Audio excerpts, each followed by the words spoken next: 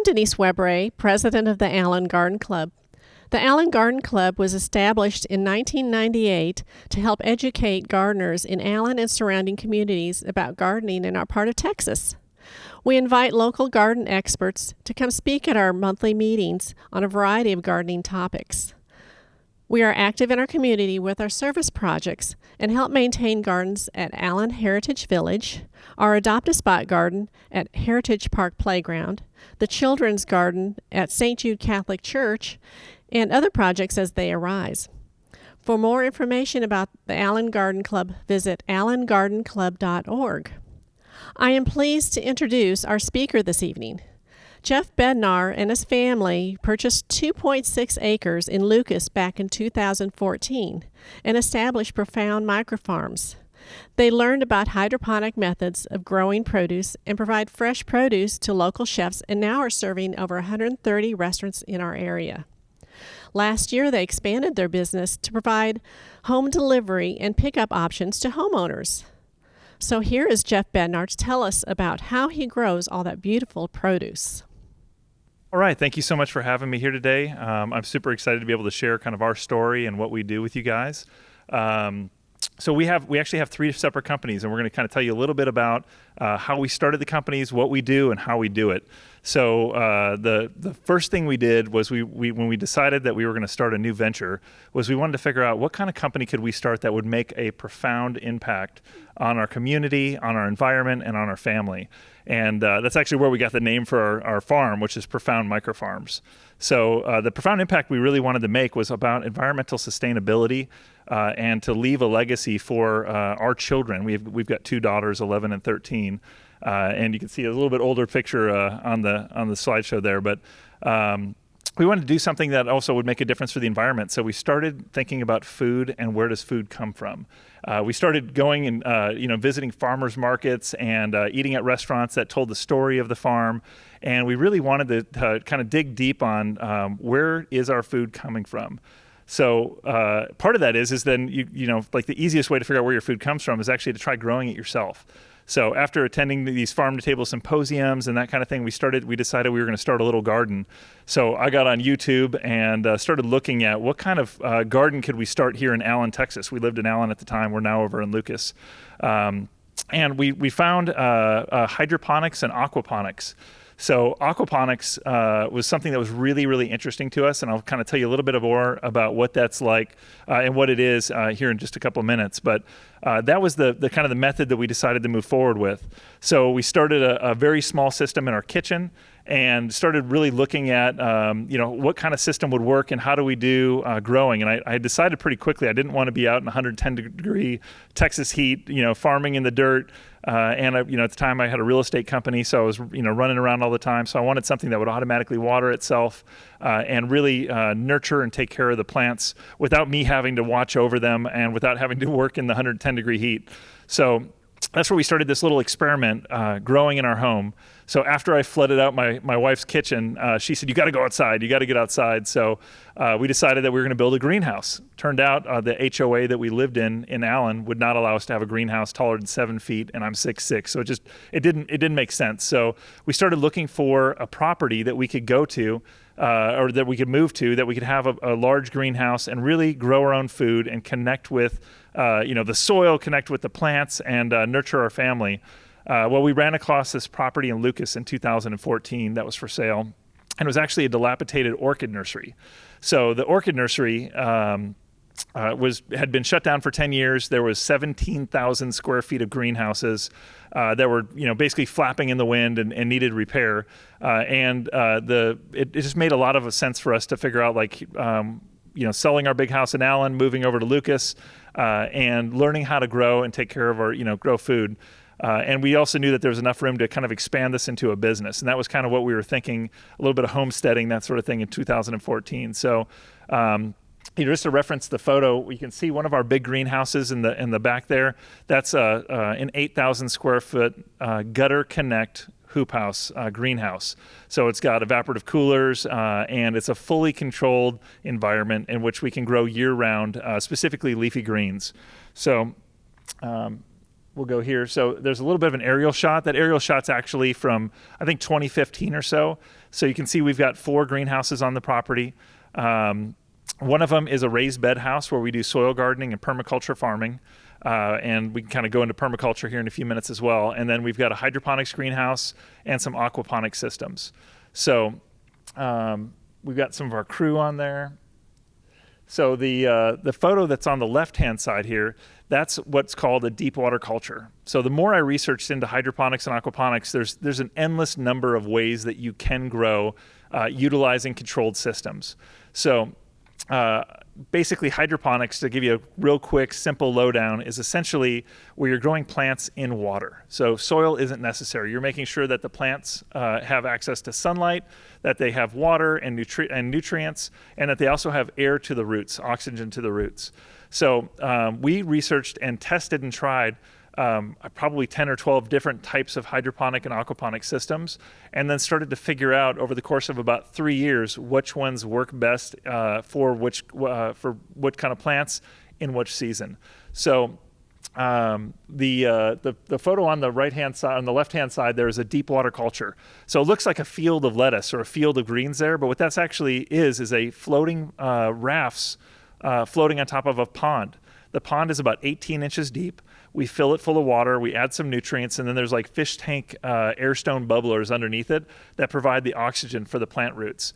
So we're able to grow about 150 different varieties of leafy greens, rare culinary herbs, edible flowers, and microgreens. And we do it year round. So we harvest twice a week, and it's a consistent system because we're inside of that controlled environment. On the right-hand side, you're looking at photos of what's called the zip grow tower or vertical farming. And this style of vertical farming is when you're growing on a vertical plane. So there's basically a gutter, but it's up and down. There's a medium inside that holds the plants in place, and then the plants grow right out the front. One thing you'll notice is all the plants grow in the same direction because we're facing them towards the south where the sunlight is.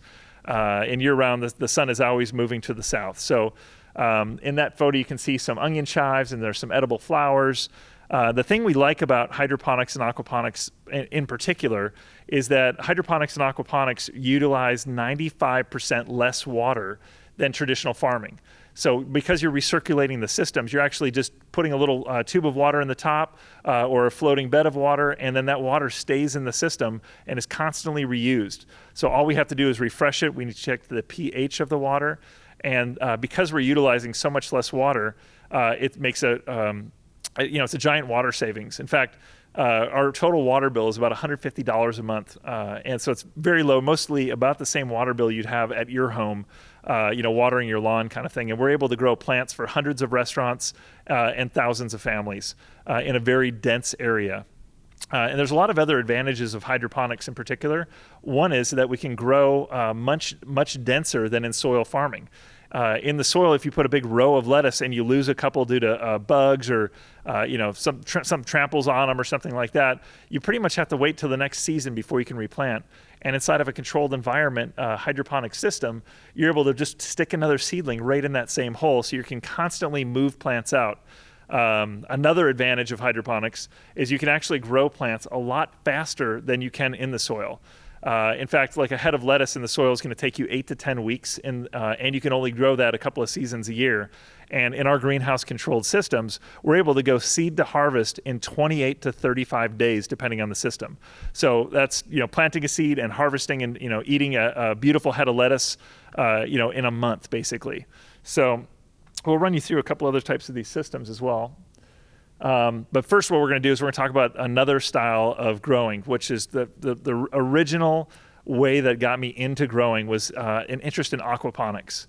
So aquaponics, very similar to hydroponics, is when you're growing plants in water. So you got the ponics part, and the aqua part comes from raising fish. It comes from aquaculture.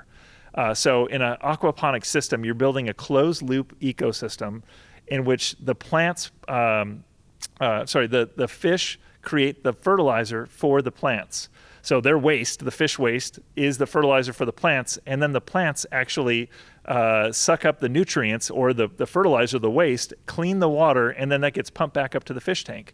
So it's a complete closed loop ecosystem in which you get fish In this case, you can see a tilapia harvest. That's actually a 4x8 bed, so that's about 130 pounds of tilapia from our last harvest we were then able to eat as a family and serve to our employees and that sort of thing. So it's a super sustainable system. One downside about that kind of system is it didn't, for us, we had a hard time taking that to a commercial level. So when you're managing two ecosystems and taking care of the fish and optimizing the system for their needs, as well as the plants and their needs, it's a little bit harder from a standpoint of making it commercial and needing to grow as fast as what we do in a hydroponic system. So for most of our production, we've switched over and we use almost exclusively hydroponics now with a demonstration system of aquaponics. So one of the things that we found worked the best for us in building a farm is the same thing that worked when I had a real estate company before, is everything is built around relationships. And for us, I mentioned that I was in real estate before this. I had never had a houseplant before I got into farming. We literally bought the farm right after we flooded our little kitchen out after like a 2-week trial of growing plants. We decided we got to move to something bigger. And we were able to, learn how to do that. The biggest thing about learning how to do something that I found is to utilize the resources that are in our community. So I became a master gardener and joined some gardening clubs and really just built a lot of relationships with people that have been growing and doing this for a very long time. So the best way I found and the way that I learned the best is by asking questions and getting answers and then making changes based on that. I also signed up and became a certified permaculturist. And that's really, in permaculture, you're really looking for how do you create a system that thrives on its own, where it doesn't take constant inputs from fertilizers and that you're really, putting each plant next to other plants that they do best with. And then, it's not, what permaculture is not, is it's not monocropping, where you have a 100-acre field or a 50-acre field of all one thing, which puts you at risk for having lots of pests and other crop failures. And that's what causes these farmers to have to use a lot of insecticides, herbicides, fungicides. In permaculture, you're planting different plants next to plants that they like to live next to. And what you're able to do then is you're able to cut out all of those inputs, all of those chemicals and the things that we don't want to have in our food. You're able to do that by, just the way that in the style that you've designed your garden. So I met a great community there, and they came out and helped us design our farm. So we've got 50 fruit trees around the farm on our 2.6 acres. We have an extensive composting program. We've got 45 chickens, 2 ducks, and they help actually break down the waste of the food. And then we use that nutrient-rich fertilizer and nutrient-rich soil to put back into our soil gardens. So we kind of do a little bit of a mix of a bunch of different styles of growing. Another thing about building community is we decided that we wanted to have very much an open farm because we're located right here in the Lucas Allen area. There's so many people around that have very similar interests, and we wanted to show people with our farm, how do you create the sustainable style lifestyle that is something that you're proud of, is something that nurtures your family, is something that nurtures the soil and nurtures our community. So part of that is bringing people out to the farm and showing them around. It's giving tours, it's bringing education. We've done homeschool tours and Girl Scouts and just bringing a bunch of people out to the farm and showing them what we're passionate about. And that's honestly one of the best parts about being right here in the Allen Lucas area, is that we're so close to everybody. We can do those styles of events and bring people out. We also have done quite a few internships. So with working with the local Allen High School and Lovejoy High School, we brought out young people to come and help on the farm, put them to work, show them what farm life is really like and how much actually goes into it. And that's really, part of our mission is, changing and making an environmental impact. How we do that is we show the youth the best way to, or a good way, or what we think is the best way to eat, to live, and to grow food, and to really be part of the community and something that makes a difference for people. So moving on here. There's some more pictures of some of the tours that we've done. One of the cool pictures that's in the bottom right-hand corner there, you can see one of the rafts of living lettuce. So after it comes out of the pond, one of the nice things about growing in hydroponics is you can do everything where it's comfortable. So you can do it at standing height. So we'll pull that flat raft, the styrofoam raft, out of the pond, set it on a table at harvest height where we can stand comfortably on a pad, and then we'll harvest off those lettuces. So you can see in the bottom right-hand corner, there's some youth there. They're helping us out with some harvesting. There's that looks like a romaine lettuce, and they're just pulling the lettuce right out. and harvesting and putting it into some cases. And then we've done some other tours. You can see on the top side there, they're making some seed bombs. Seed bombs, basically, we just fill a bunch of seeds in some soil, and you can go throw those in your yard and see what comes up. Lots of flowers and fruit and vegetables and that sort of thing. So in this picture, there's one of our former employees, Megan, who's an awesome human being, a great gardener. She lives in Allen here as well. And she's holding up what we call unicorn celery. So like I said, the advantages of growing in hydroponics and controlled environment greenhouse systems is we can grow year round. And celery in Texas is a difficult thing to do. It's a little bit longer grow. It doesn't care for too much heat. It can handle a little bit of the cold, but it doesn't like the heat. So in this system, you can see she's holding a couple of bundles of lettuce. And the other thing I'd like to talk about is she's behind her are a style of growing hydroponically. So what that's called is an NFT channel in the industry, which stands for nutrient film technique. And what that is you can see the little hoses that are in the front there. Those hoses are giving a steady stream of nutrient-rich water to the roots of the plant. So it's just going right to the roots, and then it goes to the other side of the channel where it falls back down to the sump and then gets pumped right back up to the top 24 hours a day. So you don't have to remember to water anything. You're never going to kill plants by forgetting to water or, making sure they don't have enough nutrients and that sort of thing. So that style works really well for some crops. It doesn't work for everything, but in that shallow channel, it's just a really simple system that you can kind of replicate at home, and is also one of the major systems that are used by large hydroponic growers. Jump in here. In this photo, it's actually one of my favorite photos. So this is actually the first time we ever had chefs out to the farm. So I mentioned it took me a while to learn how to grow. It took a little while to build our greenhouse systems and design the greenhouses and to get it built out. It actually took 3 years. So after we'd been doing this for a while and driving my neighbors crazy by giving them free tomatoes and all the lettuce that they could eat, we got a phone call from a chef one day and said, "Hey, I'd like to come out and tour your farm with my staff, the kitchen staff, at a restaurant called Patina Green that's in downtown McKinney." And the chef was Robert Lyford. So when he called, he said, "I also have another chef buddy of mine that has a restaurant. Can he come as well with his staff?" And I said, "Yeah, absolutely. Come on out. We'd love to have chefs out." I'd never actually sold anything to that date. So 3 years, no sales, and a patient wife. And so when they came out, they were looking at what we were growing. You can see that all the plants are pretty small. We had just recently completed some of these systems, and we were going through, and the chefs were telling me from a high-end culinary point of view, what is it that they liked about the way we were growing lettuce? What flavors of kale did they like? And after we toured the farm and they were kind of saying that they were interested in buying from me, they said, "Hey, can you grow a couple of different things?" And I said, "I'll grow anything you want, chef. You were going to buy it, I'll grow it." So they said, "Can you grow nasturtiums? Can you grow garlic chives? And can you grow celery?" And I said, "Yes, I can." And I never even knew what a nasturtium was. I'd never even heard of that. Turns out it's an ornamental plant, but it's also one of the most delicious plants, and coincidentally, a very high profit margin plant for us. And then basically the next day I got onto one of our seed companies and I ordered seeds. And then, a couple of weeks later, we started growing, and we tested them in the vertical towers, in the NFT, in the deep water culture, in the garden, the soil gardens, and we really wanted to see where did these plants grow best, where were we going to get the best results, where was it going to be easiest, where were we going to save money on labor in the future, and the chefs started placing orders. So in the chef that's in the red shirt there is Chef Matt McAllister. At the time, he had a restaurant called FT33, and now he owns a restaurant called Homewood. And then Robert Lyford's on the right-hand side there. So having these guys out and these chefs, these culinary experts and really just artists to tell me exactly how they wanted me to harvest the crops was everything. So we kind of decided, instead of running a farmer's market model or going a different direction, that we were going to go all in and work with the best chefs in town. So that was 2017 when we did that. We started with 2 restaurants, and within just a couple of weeks, we got a 3rd restaurant, and then it kind of slowly started growing after that. On the left-hand side, there's Chef Jared Harms. At the time in that photo, he was the executive chef of the Fairmont Hotel.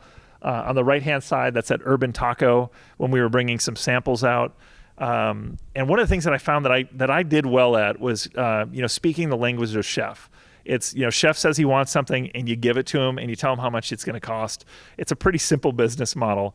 But at the end of the day, like seeing what they did with the greens that we grew was the most satisfying thing in the world. Bringing a tray of microgreens in and watching them cut it and put just, a tweezer, delicately putting them in the exact right place on the plate and then serving that plate up to somebody was incredibly satisfying. And at the same time, we were able to build a business out of it. So, 2017, 2018, we went from, 3-4 restaurants up to about 20 restaurants. And we were, just blowing and going. We were building new systems. We were expanding our greenhouse production and hiring people. We hired a couple of master gardeners to work for us. And these are some of the creations that those chefs were making. I mean, look at those photos. It's just they're a work of art. Looking at them is fun, but tasting and eating them and bringing your wife out or wife and kids down to some of these restaurants to experience we grew that. I grew that too. We grew everything on this plate was just a fun experience for us. And it was also an interesting way that we could tell our story and show people a head of lettuce isn't just a boring salad or a flavorless thing. It's something you can turn into something else and enjoy a nutrient-rich meal. So, there's another couple of plates here. There's a shrimp dish there. On the right-hand side, you can barely see Megan in the background kind of waving over there. She's hiding behind the rafts of lettuce and the vertical towers. There's a couple more dishes here. The one on the left-hand side is a fried okra from Reeves Family Farm, and then some of our microgreens and edible flowers all on there. And it's, just once again, it's just a flavor explosion. And so the building relationships with these chefs and getting to go to these restaurants was an interesting way that we could start seeing other farms because we got to see what else the chefs were asking for. And because we started to become known as the farm that would say yes to chefs, we started getting all kinds of requests, and they started asking for weird stuff, not just lettuce, kale, collards, chard. They wanted Augustoche and black mint and huacate, and all kinds of edible flowers from nasturtiums, like I said, to pansies, violas, sweet alyssum. A lot of different things that we didn't even know were edible, or we'd never even heard of them, but these chefs knew. So they were telling us what to grow, and we actually started to become sold out, and we were growing 100% for these restaurants, exactly what they asked us for. So these are a couple of my favorite photos. My daughter Lily is on the left-hand side with a big nasturtium leaf. We had a chef that specifically was looking for those, and he would create a wrap out of them and put like a little bit of fish in the inside and then wrap it up with a spicy, kind of sweet and spicy nasturtium leaf. And on the right-hand side, you can see some kind of almost overgrown Toscano kale in the middle there, and then some of our vertical towers with calendula and marigolds and those kind of edible flowers growing. So one of the things that we did a lot of experiments with was, like I said, putting different plants into different systems. So at this point, we've tried over 700, 800 different varieties of plants, and we figured out kind of what grows the best in our systems. And also, we are somewhat seasonal because some plants do not like the summer or the winter, even inside of a controlled environment. So we'll plant to order there. You can see some of the beautiful lettuces. There was a former employee, Maddie, holding up some rainbow chard. That got, once again, a little bit big there, but that was just, it's phenomenal bringing out some of these young people and showing them what can be done in these systems and inspiring them to try new foods that they haven't tried before. There's a variety of edible flowers. My second daughter, Josephine's on the right-hand side. She's actually standing next to a banana tree, and that banana tree is kind of unique. It's called a blue Java banana, and it actually tastes like vanilla ice cream. It's one of the strangest sensations in the world is eating a blue Java banana. So it's if you can find them online on Amazon or something, definitely want to order one up. So after we started doing this, we started noticing we were getting some good publicity. People were interested to hear the story. We started getting some coverage in the Dallas Morning News and the Dallas Observer and D Magazine about what we were doing and the change that we were making in restaurants. There hadn't been a ton of farms that were working directly with restaurants and growing things to order before we kind of came along just 4 or 5 years ago. So you can see one of the events that we held here right in the middle says a profound change. That was on the front page of the Dallas Morning News. And it was kind of profiling that there was a change coming to the Dallas food industry by what we were doing. In the bottom right-hand corner, that was a fun thing that we did. We actually brought out 55 of Dallas's bartenders to teach them how to make craft cocktails using culinary herbs and edible flowers that we were growing in conjunction with a couple of spirit companies that sponsored us. And we brought them to the farm, had them harvest the herbs, had them mix the drinks, taste the drinks. We had a great time, but it was a really unique way to show bartenders there's a lot more that can be done than a screwdriver or a gin and tonic or something like that. And then we started hosting dinners. So in the top left-hand corner, we would do a farm tour and include a 5 or 7 course dinner where the chefs and the cooks are actually running around the greenhouse, harvesting things like a lettuce to order, creating the salad right in front of the customer or the patron. And then we were serving it to them right there and creating a really unique experience to further connect people with where their food comes from and to show people that there is a difference when you're eating farm to table, when you're eating directly from the farm, which if you haven't ever pulled something out of the ground and put it right into your mouth, you maybe haven't experienced the difference. And a quick side note, if you didn't know this, plants actually start losing their nutrition the second you harvest them. So they're actually dying from the time you're pulling them out of the ground. And if you've experienced a bag of lettuce at the grocery store that comes pre-made, that you open it and it's already all slimy and nasty, that's because it got harvested 2-3 weeks ago. And then they've gassed it, and then which has reduced the flavor, and then they put it in a bag and brought it to your grocery store, and they've trucked that in from California or Arizona, New Mexico, and it's dead. It's deprived of nutrients. If you pull a head of lettuce out of the ground, what you're going to have is all of the nutrients are there. It's still alive. The quicker you eat it, so faster you can get your food from the harvest to food to your plate, the more nutrients your family's going to get. So, and you can see on the right-hand side, there's some of the chefs actually harvesting to order, putting right directly on the plate, and really bringing people out to the greenhouses and curating the experience of farm to table is part of our mission, because it's the connection, it's the story that they're going to go back and tell their friends about. I went out to the farm and I had the best salad I've ever had, or I've had the best fish or whatever the dish is that's coming locally. And then about 2 years ago, we actually decided we were, long story short, we had kind of partnered with some other farms on delivery. So we had a chicken farmer, Cardamere Farms up in Salina, that had needed some help with a delivery one day he couldn't do. So I said, I'm already going to the same chef. Why don't I bring your chicken down with my microgreens and edible flowers, and I'll just deliver it for you. So what actually happened was I got to the restaurant and I said, hey, chef, I got my stuff and I got Nelson's stuff over here. And I saw the expression on the chef's face, and he was really excited to see that we were farmers helping farmers, that we were working together. So we kind of created this whole concept of like, what if we could expand that and help more local farms get to our network of chefs? So we were supplying 25 restaurants, and Nelson had 10 or 15. And so Nelson and I and another farmer, Reeves Family Farms, Aaron Reeves, decided, what if we started just like, helping each other with the logistics? Because it's hard for me to go down to Dallas. It's 30 minutes from Allen. Cardamere Farms is in Salina, and they're even further. But what if we put all of our goods, all of our farm fresh produce and meat, eggs, dairy, what if we put them on the same van and we had a common billing system and a common ordering system for our chefs? That would make it a lot easier for them because they could buy from a bunch of farms, and we could help our farms expand. So we decided to kind of get together, and we actually put in for a USDA grant, and we said, hey, we want to start a food hub. We want to do it differently than a distribution company.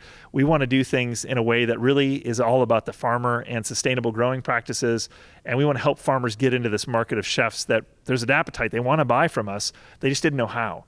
And the farmers didn't know how to go like walk in the back door of a commercial kitchen and show the chef what they had. They didn't know how to work with Net 30 terms and all the different billing that goes on. And then, if you're a chef, you're going to text, 5, 6, 7 farmers, say, hey, this week I want 2 dozen eggs, and this week I want whatever. The whole thing wasn't sustainable. So the only way to really make the farm to table movement for Dallas get pushed forward was by working together. So we started the food hub. We actually received a USDA grant to help us going. That helped pay for some of our vans. It helped create an ordering system and a billing system. And then we started expanding. So we started at 3 or 4 farms, and Up until 2019, we started adding restaurants and adding farms. So we got up to about 25 farmers and ranchers and producers we were selling for. So we had Wagyu, we had goat cheese, just a wide variety of things that chefs and restaurants would buy. And we only sold to chefs and restaurants, only the best. We actually had 130 restaurants before COVID started that we were supplying on a twice weekly basis. It was a pretty unique opportunity to be able to start building a food movement in Dallas and start getting some really good traction. And then along came COVID, right? So it completely changed everything. They shut all restaurants down, and we went from overnight from serving 130 restaurants to serving 4 restaurants that were trying to remain open in the early days of COVID. So obviously, we needed to make a shift, and we decided to launch a retail model and deliver directly to people's homes. So I'll kind of go into how that works in a minute, but it took off like wildfire. So people were ordering, they were buying things at their house.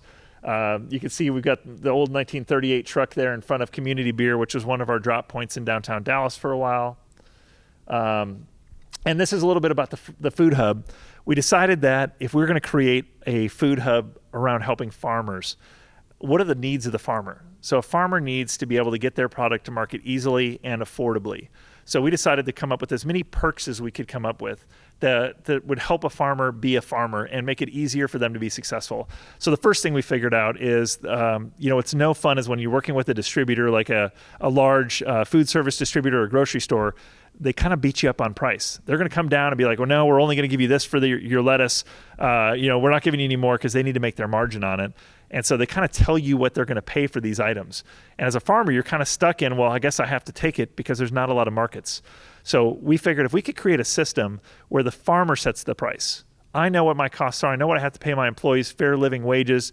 I know what my electricity bill is. Like I know how much it costs me to grow a head of lettuce. And I also, at the end of the day, I want to have a successful business. And I want to pay for my family. I want to help raise my kids, and I want to have a sustainable life. So I know what I need to charge for something. So we want to have a company where the farmer dictated what they were going to charge, and then the company has a fixed margin that gets applied to everybody. So it's super fair. It's not like a grocery store with loss leaders and trying to charge as much as you can for something and pay as little as you can. It's fixed margins, and that's going to keep it fair for everyone across the board and really do the best for the farmer. We decided that all the farmers should pay cost. If you're a farmer and you sell to us, you should be able to buy from all the other farmers at the same price as the distribution hub. And that's going to help us all support each other, also lowering the grocery bills for the farmers. So it's easier to be a farmer because you're eating nutrient-rich food, and you're doing it cheaper than you could even get at the grocery store or anywhere else. We decided to make sure that we're spending a lot of our time and efforts donating food and really helping the food insecure. So in the early days of COVID, we delivered, I think it was almost 40,000 pounds of leafy greens to food insecure people. Specifically, we worked with a few nursing homes, and we also helped auto work service industry employees. And we did weekly boxes in conjunction with a couple of charities where we were able to give them all of these great locally grown, locally raised foods and support for their families in their time of need. So we really want to focus on how do we make a difference in the community with our food hub. And also on the right-hand side, there's a picture of me with Wolfgang Puck. And you probably heard that name before. He owns restaurants all over the world, one of the best chefs in the world. And then next to him is Dean Faring of Faring's Restaurant, which is in the Ritz-Carlton in downtown Dallas. So the journey's been a lot of fun getting to meet some of the culinary legends in the industry. This is a few of the brands. We actually have almost 60 farmers, ranchers, and producers that we distribute for now. So it's, just across the board from all of your soil-grown vegetables, hydroponics. We've got, chocolates, milk, artisan breads, bakery products, tamales, goat cheese. Just a wide variety of things, almost 700 different items. And most of those are all from within about 2 hours of the Dallas area. So it's been pretty exciting getting to meet all these farmers and ranchers. And if you really want to meet somebody who's passionate about what they do, hang out with a farmer, meet a farmer or rancher, because they do it for a reason. These are some photos that were actually in D Magazine of some of the grocery boxes that some of our customers will order. So it's more of like an Amazon experience than a CSA or something like that, where you're able to go and pick out and choose and order everything that you want and support the farmers that have the practices that you believe in. And it tells the whole story of the farmer on the site as well. And that kind of brings me to the next thing we found out. So kind of at the beginning of COVID, when we started taking on a lot of these retail customers, it turns out a lot of people don't know how to cook. So chefs in restaurants, they know exactly what to do with some of these items, especially some of the rare culinary herbs and that kind of thing. But they don't necessarily know what to do with them at their house when you're cooking for your family. And, in the early days of COVID, there was a lot more people getting into bread baking, and, there wasn't restaurants open, and they were eating at home a lot more. So we decided that we were going to try and make it as easy as possible for people to buy these locally grown products. And one of the things we figured out is that, if you're going to get a steak and you normally would buy a steak at a restaurant and you're not cooking it at home, what do you need? You need steak salt, you need marinades, you need rubs. If you're going to do a salad, you need salad dressing. So we came out with a line of salad dressings. We came out with a line of jams and jellies, spices, herbs, meat rubs, meal kits, and a lot of things like that to make it easier for the home cook to eat at home and to cook and really kind of take that home cook level to the next level of a restaurant experience in your house and get those flavors that you could maybe only get from some of the best chefs. We were actually we were able to think about, what are underutilized resources. And at the time, service industry employees were being laid off in droves. So you had all of these amazing people that had no jobs. And we were here, in a company that was starting to pretty rapidly grow. So we basically went to the industry, to our friends, and said, who needs a job? Like, come and work for us, come and, pick and pack, and come and help us deliver. And one of the, we got to meet some really unique individuals along the way. One of them is on the left. That's one of our chefs, Nick Walker.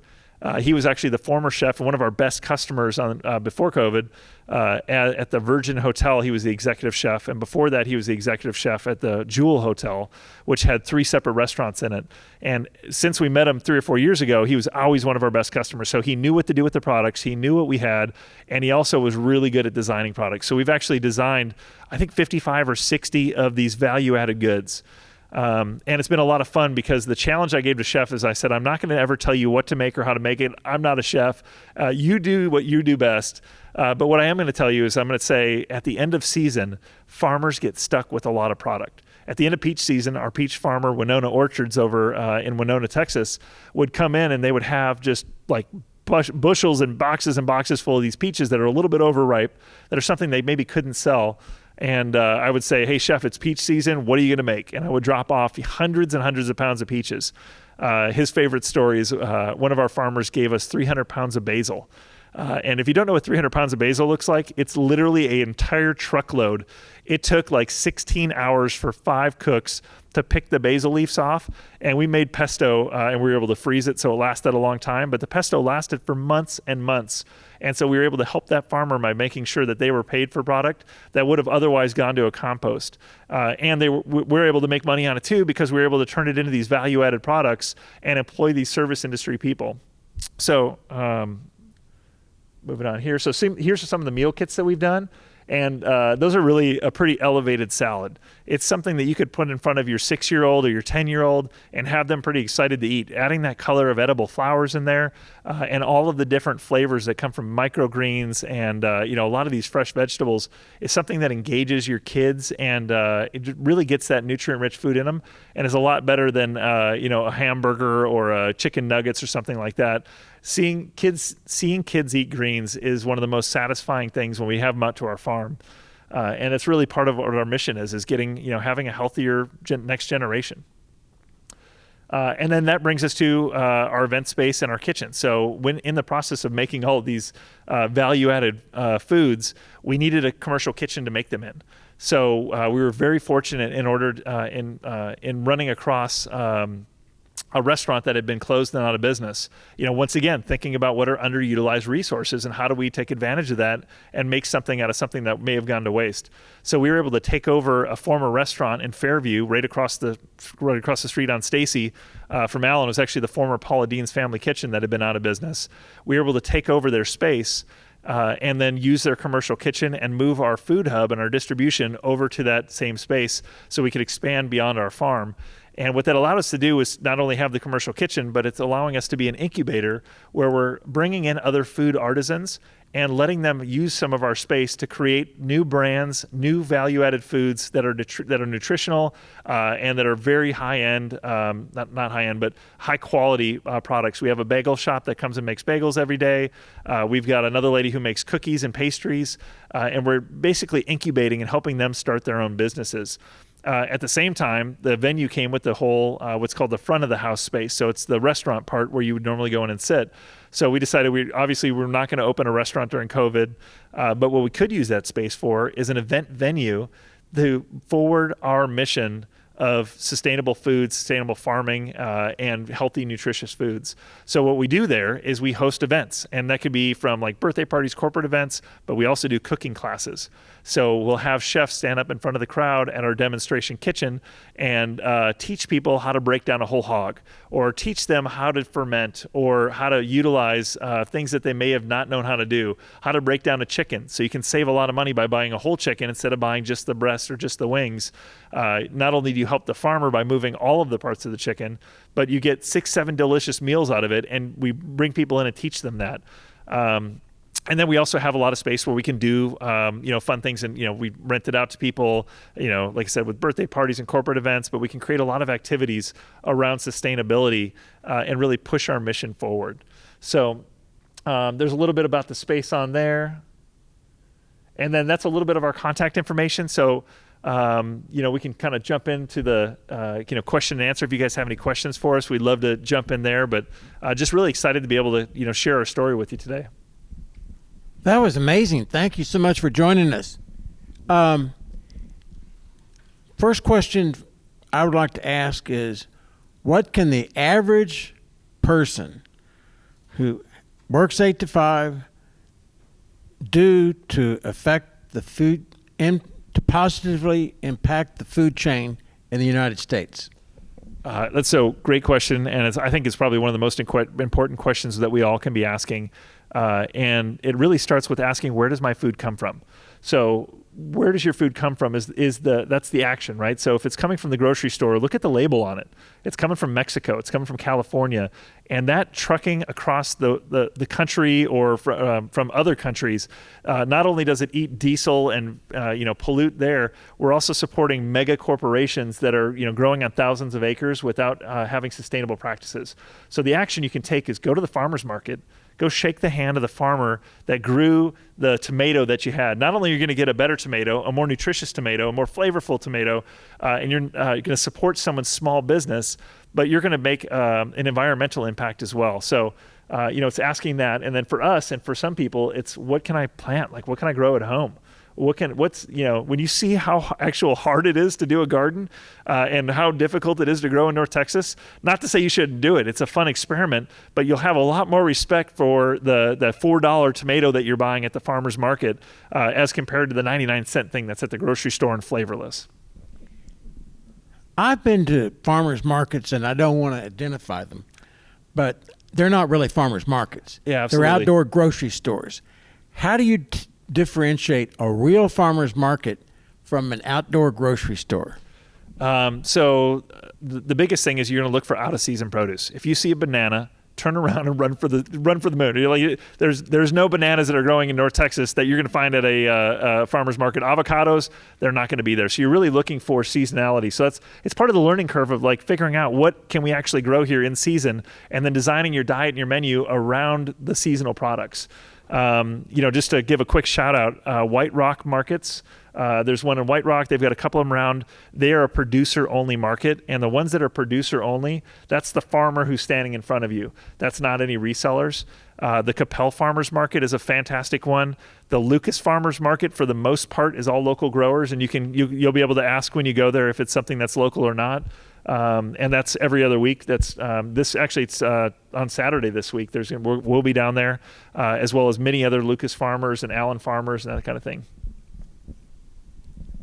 Having spent a lot of time as a child on farms, when you plant the seeds and they grow, then all of a sudden the squirrels and the birds and the rabbits or have their eyes on the things you're trying to grow. Yeah. So I noticed that one of the things that your techniques is you don't have to worry about that. Yeah, absolutely. The controlled environment, we're trying to eliminate as many of those variables as possible. So inside of the greenhouse, we're biosecure. So what we actually do in my greenhouse is there's a foot bath where you're going to actually have a little bit of water with a solution. It's mostly like bleach, and you'll step your shoes in it. That way you're not bringing any bugs into the greenhouse. We're hand sanitizing and wearing gloves when we're harvesting and that kind of thing. Now, the home gardener, not going to be quite the same thing. One of the things that I think is also a fun experiment, this one, especially if you have kids, is a really interesting one, is you can actually grow indoors. So you're going to control all of those, the birds and the bugs by growing inside your house. And LED technology right now is to a point of it's super affordable. It's easy. You can literally go to YouTube and learn how to use some of this technology. Go to Amazon and buy yourself a pink LED light and set up a little grow setup. I mean, you can use a little bit of soil. Microgreens are a perfect way to start. I actually brought a little tray of microgreens. That's micro cilantro right over here. And, show the audience this. Yeah, so this micro cilantro is only 7 days old, and it's actually ready for harvest right now. I pulled it. We're going to actually harvest that tomorrow morning to be delivered to some of our customers.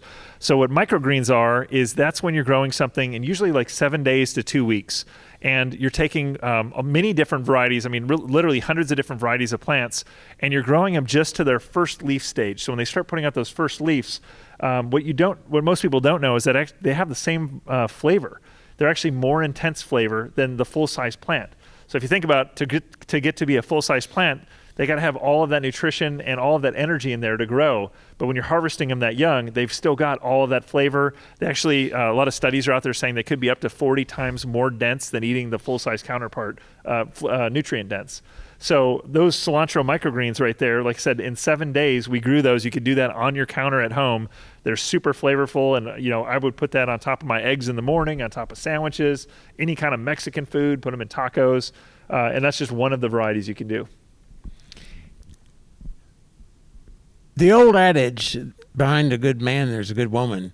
How did your wife enhance the efficacy of your operation? Yeah, absolutely. So my wife, Lee, besides being really patient with me and our learning to grow process, is she's South African and Israeli. And so she grew up gardening. So they were growing in South Africa, which is actually not too dissimilar a climate than we have here in Texas, and then in Israel. And so she brought some of her love of plants and kind of knowledge of plants to the farm. And our little permaculture garden is really her garden. The employees kind of know to ask before they go in there too much and, start rearranging things or pulling out things that aren't harvested for sale. But really, she's been the backbone of the farm. She works full time. She's got a corporate job, and that's kind of what it's allowed us to spend. It's allowed me to spend 3 years learning how to grow and going to educational classes and traveling the country visiting farms, is because she's the backbone at home. And she's also a wonderful cook. So she's going and picking out these varieties and teaching me a lot about the plants and those that we can then go tell the chefs about these things that they haven't tried before. I've been in a number of greenhouses in my life, and most of them are A-framed. And in the summertime, the second you walk into them, you think you walked into a furnace. And in the wintertime, you think you've walked into them, and you think you walked into an igloo. So to keep the temperature down or the temperature up, the electric bill can be just horrendous. And can you tell us about some of the alternative technologies that you use in your greenhouse to moderate the temperatures? Yeah, absolutely. So we use several different methods, right? So in the summertime is really the most crucial time. It's actually, the wintertime is actually pretty easy to figure those things out. So one of the things is we use a style of greenhouse that's called a gutter connect. So you notice it's a rounded top.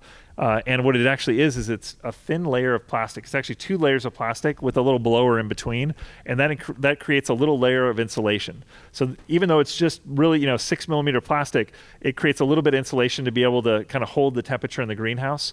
And by blowing it up, it creates rigidity. So moderately sized hail and smaller will just bounce right off the greenhouse. It's being so thin, it's just a plastic sheet up there.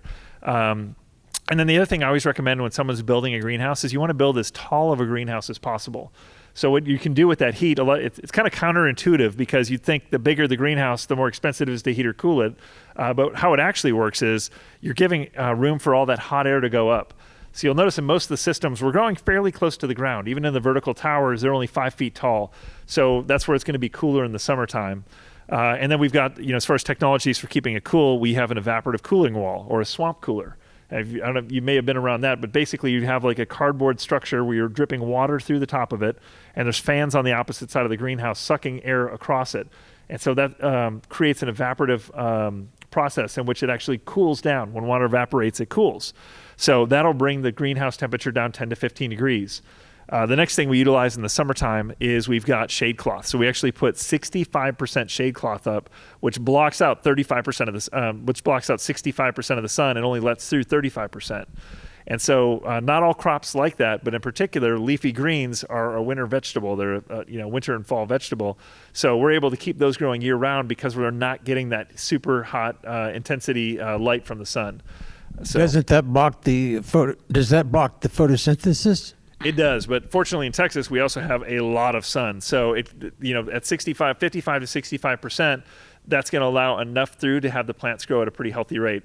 Now, if you guys live around here, you know that we've had rain for like the last 2 months or something. I mean, it's just been crazy rain and cloudy skies. So plants don't grow when it's cloudy. So typically by this time of year, we would have already put out our shade cloth over a month ago, and we've been delaying it because we keep waiting for the sun to come out and the heat to come on, or start getting warmer, so we could put the shade cloth on. And if we would have put the shade cloth on 2 months ago, our plants would have been growing too slow, and that would have caused a problem as well. Well, thank you so much for joining us tonight, and this has been fascinating. And what impresses me is that not only is you're addressing environmental concerns, but you're meeting the basic needs of our community. Absolutely. Thanks for joining us tonight. Yeah, thank you for having me.